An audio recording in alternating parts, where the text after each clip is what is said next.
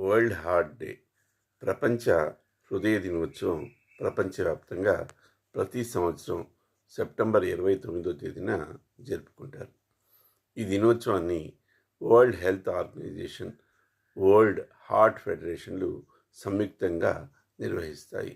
ఈరోజు ప్రతి ఒక్కరూ గుండె జబ్బులపై అవగాహన పెంచుకొని గుండె జబ్బులు రాకుండా ఉండేందుకు తీసుకోవాల్సిన జాగ్రత్తల గురించి తెలుసుకోవాలి.